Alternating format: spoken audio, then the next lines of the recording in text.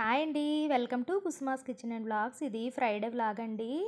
Friday morning అయితే లెగ్గానే night పాలైతే కొంచెం ఉంటే మా ఆయన గారికి అయితే టీ అయితే పెట్టిచ్చానండి.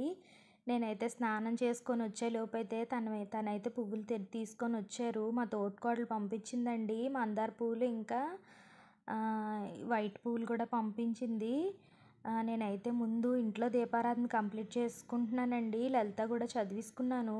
వెంటనే చేసుకున్నానండి. ఇంకా టైం అయిపోతుంది పిల్లలకి అనేసి తర్వాత తులసమ్మ దగ్గర పెట్టుకోవచ్చని. బయట కూడా చాలా చల్లగా ఉంది.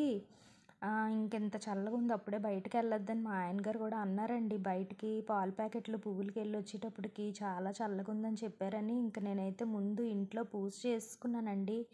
ఇంట్లో పూజ అయ్యేటప్పటికి నాకు ఒక హాఫ్ అన్ అవర్ నుంచి 45 మినిట్స్ పట్టిందండి. పూజ అయిపోయాక తులసమ్మకి దీపం పెట్టేసుకున్నాను. ఇప్పుడైతే చిన్న పాపకి 10 o'clock బ్రేక్లోకి ఉప్మా చేసేస్తున్నానండి. కొంచెం ఇదైతే బేగా అయిపోద్ది కదా, అందుకనేసి పూజ అయిపోగానే గుడ్లు కూడా పొయ్యి మీద పెట్టేసుకున్నానండి. మధ్యాహ్నం పెద్ద పాపకి లంచ్లోకి గుడ్లు టమాటీ కర్రీ చేద్దాం అనేసి ముందు పూజ చేసుకుంటే లెగడం కానీ ఒక 4 o'clock అలా లెగిస్తే పర్లేదు కానండి. రోజు నేను 5 అయిపోయిందండి లెగడానికి. అందుకనే పూజ అయ్యి ఇంకా వంటగదిలోకి వచ్చేటప్పటికే 6:30 అయిపోయిందండి. గబగబా గుడ్లు ఒక పక్క పొయ్యి మీద పెట్టేశాను, ఒక పక్క ఉప్మా చేసాను. అలాగే ఒక పక్క ఏమో పాలు అయితే మరబెట్టుకుంటున్నాను. ఇంకా సిమ్లో పెట్టానండి. పెట్టి ఈలోపు అయితే ఉప్మా చల్లారిపోతే పాపకైతే క్యారేజ్ కట్టేద్దాం అనేసి ఈలోపు పాలు కూడా మరిగిపోయండి. గుడ్లు కూడా ఉడికిపోయినట్టున్నాయి. 2 స్టవ్లు అయితే ఆపేసుకున్నాను. ఆపేసుకొని ముందైతే ఉప్మా బాక్స్లో వేసేస్తున్నానండి. వేసి ఫ్యాన్ దగ్గర పెట్టేస్తే కొంచెం చల్లారిపోద్ది. అందుకనేసి ఉప్మాలోకి అయితే చిన్న పాపకి ఆవకాయ పెడుతున్నానండి. మా చిన్న పాప మా ఆయన గారు అయితే ఆవకాయ ఇష్టంగానే తింటారు ఉప్మాలోకి. పెట్టేసి పక్కన పెట్టేశాను. అలాగే పాపకి పాలు కూడా కలిపేస్తున్నాను. పాలు కూడా కొంచెం వేడిగా ఉన్నాయండి. అందుకని కొంచెం వాటర్లోని పాలు వేసి పెట్టేద్దామని పాలు అయితే కలిపేస్తున్నాను. ఇప్పుడే మరగబెట్టాను కదండి, కొంచెం వేడిగా ఉన్నాయి. మా ఆయన గారు కూడా ఈ మధ్య అంబలైతే తాగడం మానేశారండి. అందుకని హార్లిక్సే కలుపుతున్నాను. పాపకి టైం అయిపోతుందని గబగబా తొరిపిసానండి. మళ్ళీ వేడిగా ఉంటే స్పీడ్గా తాగలేరనేసి హార్లిక్స్ అయితే కలిపేసి ఇచ్చాను. ఇప్పుడు చిన్న పాప అయితే వెళ్ళిపోయింది. ఇప్పుడు పెద్ద పాపకైతే నేను మధ్యాహ్నం లంచ్లోకి గుడ్లు ఇంకా టమాటా కర్రీ చేస్తున్నానండి. గుడ్లు ఉడికిపోయి తొక్కలు తీసుకున్న తర్వాత కొంచెం కట్ చేసుకుంటున్నానండి పైన, ఎందుకంటే వేపేటప్పుడు పేలుతాయి. పెద్ద పాపకైతే ఉప్మా పెట్టేసి ఇంకా ఆవకాయ అయితే తిందండి. ఉప్మాలో పంచదార తింటుంది, అందుకని పంచదార పెట్టేశాను. ఇప్పుడు రైస్ కూడా పెట్టానండి, అది కూడా కుక్ అవుతుంది. ఈలోపు అయితే గుడ్లు టమాటీ కర్రీ చేయడానికి స్టవ్ మీద అయితే ఒక గిన్నె పెట్టుకున్నాను. ఆయిల్ ఇంకా పసుపు వేసుకొని ఫ్రై అయ్యాక గుడ్లు వేసుకున్నానండి. కొంచెం హీట్ ఎక్కాక వేసుకోవాలి. జస్ట్ కలర్ చేంజ్ అయ్యాక తీసుకొని ఉల్లిపాయ పచ్చిమిర్చి వేసుకొని అవి కూడా బ్రౌన్ కలర్ వచ్చిన తర్వాత టమాటీ అయితే నేను మిక్సీ చేసుకున్నానండి. ఒక 4 టమాటీలు. ఆ టమాటీ పేస్ట్ని కూడా ఉల్లిపాయ పచ్చిమిర్చి ఫ్రై అయిపోయాక టమాటీ కూడా వేసుకొని అది కూడా బాగా ఫ్రై అయిపోయిన తర్వాత ఈ గుడ్లు కూడా వేసి చిన్న చింతపండు పుల్ల అయితే నేను వేసానండి. వేసి దించి ముందు కొంచెం గరం మసాలా యాడ్ చేసుకున్నాను. ఇంకా మధ్యాహ్నంకి అయితే పిల్లలకి మా ఆయన గారికి అయితే వండేసానండి. నేను వామ్ రైస్ చేసుకుందాం అనుకుంటున్నాను. అన్నం కూడా ఉడికిపోయిందండి. అన్నం అయితే నేను వార్చేసి ముందు అన్నం అయితే చల్లారి పెట్టుకుంటున్నానండి. ఎందుకంటే టైం అయిపోయింది. రోజు కొంచెం ఎగ్ కర్రీ చేయడం వల్ల ఉప్మా చేయడం వల్ల టైం సేవ్ అయ్యింది, కానీ వేరే ఏ వండినా సరే టైం అయిపోదునండి. ఎంత బేగా లెగుద్దామన్నా చల్లగా ఉంది కదండి. అసలు 5 o'clockకే చాలాసేపు ఆలోచించుకొని లెగిసాను ఇంక టైం అయిపోద్దని. గుడ్ల కూర కూడా రెడీ అయిపోయింది. అది కూడా వేసి ఫ్యాన్ కింద ముందు ఎలా లేదన్నా ఒక 10 నిమిషాలు పెట్టేసి అప్పుడు మూత పెట్టాలండి. అందుకే నేను కంగారుగా వేస్తాను. పెద్ద పాప అయితే వెళ్ళిపోయిందండి. బాక్సులు అవి పెట్టేశాను. మా ఆయన గారు కూడా వెళ్ళిపోయారండి పని ఉన్నదనేసి. ఇంకా ఉప్మాలు అవి అందరం తినేసాము. నాకు కూడా ఈరోజు మొలకలు అవి ఏం తేలేదు, ఎందుకంటే బాగా ఎర్లీగా పాల ప్యాకెట్లకి వెళ్తే మొలకలు రావండి. కొంచెం ఒక 7కి అలా వెళ్తేనే వస్తాయి. ఈరోజు బాగా ఎర్లీగా వెళ్ళిపోయారు. ఇంక అందుకని మొలకలు కూడా తేలేదు. ఇంక అందుకని నలుగురు ఉప్మాలు అయితే తినేయడం అయిపోయింది. పిల్లలిద్దరికైతే బాక్సులకు పెట్టేశానండి. వాళ్ళు 10 o'clock తింటారు.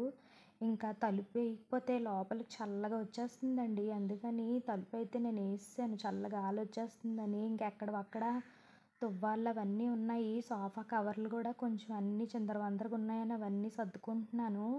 కొంచెం తడిగా ఉన్న టవల్లు సోఫాల మీద యేస్తే కొంచెం స్మెల్ వచ్చేస్తాయండి. ఇంక అందుకని తీశాను. హాల్ అయిపోయిన తర్వాత బెడ్రూమ్‌లోకొచ్చానండి. బెడ్రూమ్ గూడా కొంచెం అంతా సర్దేసుకుంటున్నాను. ఎందుకంటే మొత్తం అంతా ఎక్కడిదక్కడ సర్దేసుకున్నాననుకోండి, ఇంక ఈరోజు వంట పని ఎలాగా లేదు గాబట్టి కొంచెం బట్టలున్నాయి మిషన్‌లో వేసుకోవాలి. అందుకనేసి బయటకైతే వచ్చానండి. ఎనక వైపు వచ్చేటప్పటికి ఫుల్లుగా చినుకులు పడుతున్నాయి. వెలుతురు గూడా వస్తుందండి బాగా. ఇటువైపు బట్టలు ఆరబెట్టుకున్నా సరే వెలుతురొచ్చి బట్టలైతే ఆరవండి. ఇంక అందుకని ఇటువైపు ఆరబెట్టుకుందాం అనేసి మిషన్‌లోనైతే బట్టలేసేస్తున్నాను.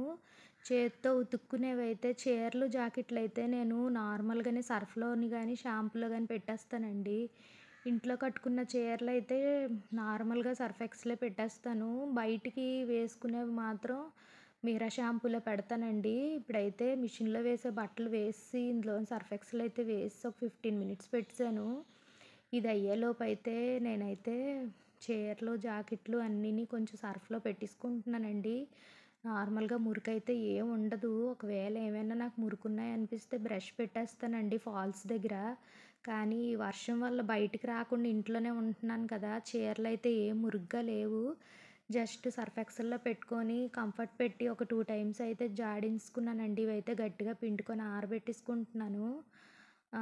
కొంచెం గాలికైనా ఆరిపోతాయండి. ఇంక అలా ఉంచుకున్నామంటే బట్టలు ఇంక ఎక్కువైపోతాయి. ఇంక అందుకనేసి చీరలే కదా! గాలికైనా ఆరిపోతాయని ముందు చీరలు గట్టిగా పిండి ఆరబెట్టేసాను. బట్టలైతే మళ్ళీ వాటర్ ఇప్పానండి.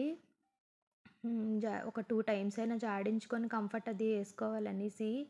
ఈలోపు అది అయ్యేలోపైతే కొబ్బరి ముక్కలైతే ఎక్కువున్నాయి. నార్మల్‌గా అయితే కొబ్బరన్నం అది చేస్తాను. కొబ్బరి చట్నీలు చేస్తాను గానీ, ఒక 5, 6 కొబ్బరికాయలైతే ఉండిపోయాయండి అలాగని. ముదరగా ఉన్నాయి. బెల్లం గూడా ఉంది. ప్రసాదం వండుదామని బెల్లం అది తెచ్చాను. కొబ్బరుండలు చేద్దామని అనుకున్నానండి. ఈలోపు మా పనావిడ ఫోన్ చేసి ఆవిడైతే బయటికెళ్ళి పనున్నదని అన్నది. మా ఆయన గారితోనంటే, "అయితే నాకివ్వు నేను చేసేస్తానులే ఎలా చేయాలో చెప్పు. కొబ్బరుండలైతే నాకు కూడా ఇష్టమే నేను తింటానని" అన్నారండి. అంటే సరే అనేసి నేను చాకుతో ఎలా చేయాలో చెప్తే చాలా గుండలాగా తరిగారండి. అసలు పెట్టంగానే ఈరోజు పాకం వచ్చేసింది. ఈలోపు నేనేంటంటే మొత్తం ముక్కలన్నీ నీట్‌గా కడిగేసుకొని ముక్కల్ని నేను మిక్సీలో వేసి మిక్సీలా చేసుకుంటే సేము కొబ్బరికూరు కోరుకుంటే ఎలా ఉంటదో అలాగే వచ్చిందండి. ఎందుకంటే ముక్కలు ముదరగా ఉండడం వల్ల చాలా వచ్చింది కూరు ఈరోజు. చాలా పొడి పొడిగా అలాగొచ్చింది. నేను ఈ కొబ్బరికూరు ఇంకా బెల్లం తురుము 2 పక్కన పెట్టేసుకొని ముందు మిషన్‌లో ఏసిన బట్టలున్నాయి కదండీ! అవైతే ముందు ఆరబెట్టుకొని వచ్చేద్దామని ఇదైతే నేను పక్కన పెట్టేసుకున్నానండి. పెట్టేసుకొని మిషన్‌లోంచి తీసి బట్టలైతే డ్రై చేసుకున్నాను. నార్మల్‌గా ఎండుంటే డ్రై చేయనండి. ఎండ లేనప్పుడు మాత్రం కంపల్సరీగా డ్రై చేస్తాను. ఇవి కొంచెం ఆరిపోతాయని మా ఆయన గారు కూడా ఈలోపు ఇంకెళ్ళిపోతాను గేట్లవి ఎయమంటే బయటకొచ్చాను. బట్టలవి ఆరబెట్టుకోవడం అన్నీ అయిపోయాయి. మాకు ఈ డూమ్ ఉండడం వల్ల వాటర్ అయితే ఈ బట్టల మీద అయితే రాదండి. పడదు. కానీ ఎనక వైపు ఎప్పుడు ఏసీ దగ్గర ఏస్తే మాత్రం పెద్దగా ఉండదు స్లాబ్ ముందుకి. అందుకని వెలుతురొచ్చేస్తదండి. బయటకైతే నేను వచ్చాను. మా ఆయన గారైతే ఇంకా వెళ్ళిపోతాననేసి బయలుదేరైతే ఎళ్ళిపోయారు. ఎళ్ళిపోయిన తర్వాత ఇంక గేట్లయితే వేసేసానండి. ఏసి ఇంక లోపలికొచ్చేసాను. ఇంక బయట పనంతా అయిపోయింది కదండీ ఇంకా. 2 వైపులా తలుపులు కూడా ఏసాను. ఎందుకంటే చల్ల గాలొచ్చేస్తుందండి. మా ఆయన గారు మొత్తం కోరేసి ఇక్కడైతే పెట్టేశారు. మొత్తం చాకున్నది ప్లేట్‌కి కొంచెం చాకుతోని ఇలా అనేసారండి. అదంతా మొత్తం తీస్తున్నాను. ఒక పనైతే అయ్యిందండి. లేకపోతే ఇది నాకు ఒక అరగంట అయినా పడుదును. నేనైతే అంచనాగా యేసుకుంటున్నానండి. అంటే కొబ్బరికూరు ఎంతుందో చూసుకున్నాను. దాన్ని బట్టి అంచనాగా ఒక 4, 5 పిడికిళ్ళైతే నాకు కొబ్బరికూర వచ్చిందండి. బెల్లం గూడా సేమ్ నేను అలాగే అంచనాగా యేసుకున్నాను. ఒకవేళ మళ్ళీ కలిపిన తర్వాత చాలకపోతే మనం టేస్ట్ చూస్తాం కదండీ! అప్పుడు కావాలంటే యాడ్ చేసుకోవచ్చు. మరీ ఎక్కువ బెల్లం అయిపోయినా మరీ తీపిగా ఉన్నా తినబుద్దయ్యదు. బెల్లంలోని వాటర్ గానీ ఏమి ఎయకుండా నేనైతే సిమ్‌లో పెట్టి స్టవ్ మీద పెట్టానండి. ఇది ఒక 2, 3 మినిట్స్ అయ్యేటప్పటికైతే కొంచెం ఇదంతాని పాకంలాగా ముద్దగా వచ్చిందండి. వచ్చేటప్పటికి ఇగోండి చూడండి ఇలా వస్తది. ఇలా సాగుతున్నట్టు అలా వస్తది. రాంగానే ఇందులో నేనైతే కొబ్బరి కూర ఉంది కదండీ! అది యాడ్ చేసేస్తున్నాను. కొబ్బరి కూరలో కొంచెం వాటర్ ఉంటది కదండీ!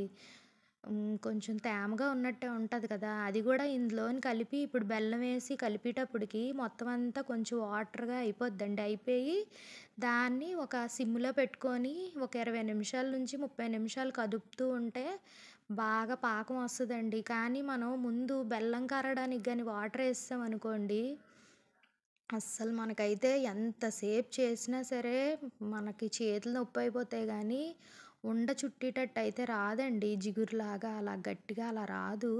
అందుకే నీళ్ళైతే అసలేసుకోకుండా బెల్లంనే బాగా తురుముకొని లేదంటే మనం తురుముకున్న తర్వాత ఉండలున్నాయనిపిస్తే కొంచెం మిక్సీ అయినా చేసేసుకొని ఉట్టి బెల్లమే వేసుకొని దానిలో కొబ్బరి కూర ఏసేసారనుకోండి, ఏసి అలా సిమ్‌లో పెట్టుకొనే కలపాలండి.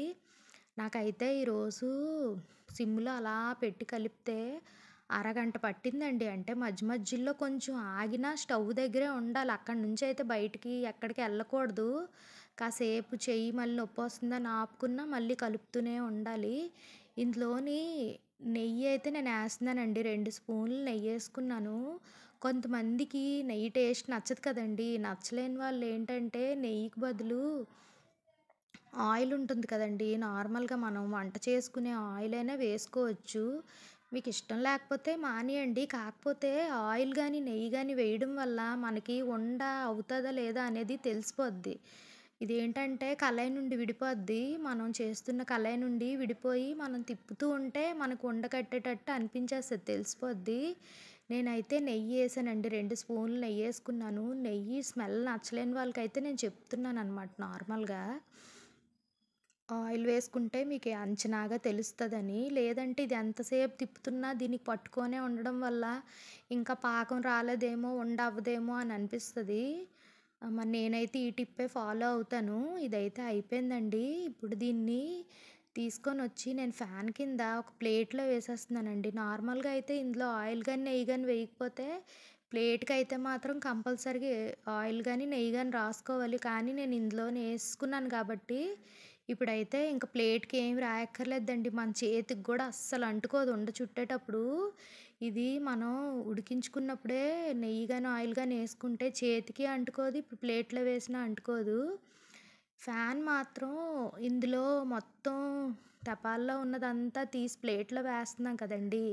వేసినంత సేపు మాత్రం ఫ్యాన్ ఎయ్యాలండి. ఉండలు చుట్టేటప్పుడు మాత్రం ఫ్యాన్ ఎయకూడదు. ఎందుకంటే ఇంకిది అలా ఫ్యానేసేస్తే గట్టిగా అయిపోద్దండి. ఉండ చుట్టడానికి గూడా మనకి ఇదవ్వదు. రాయిలా వచ్చేస్తది.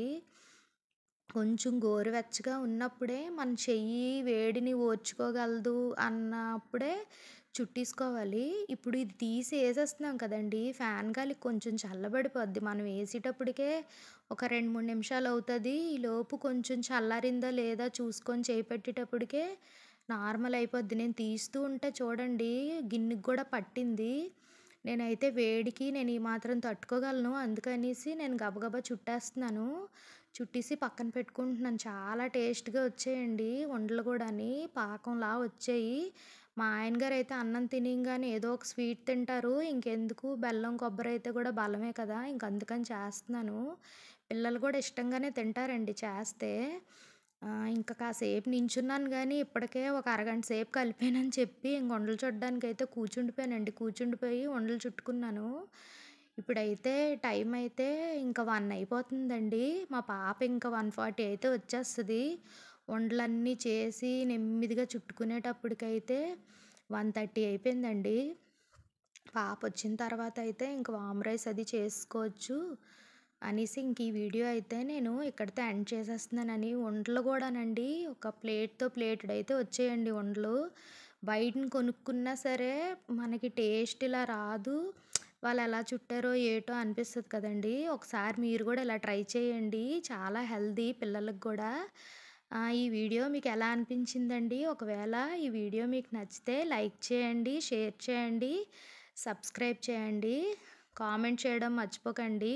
సబ్స్క్రైబ్ చేసిన తర్వాత ఆల్ అనే ఆప్షన్ వస్తుందండి. దాన్ని క్లిక్ చేస్తే నా ప్రతి నోటిఫికేషన్ మీకు వస్తుంది. లాస్ట్‌లో అయితే ఎన్ని ఉండలొచ్చాయో పిక్ పెడతాను చూడండి.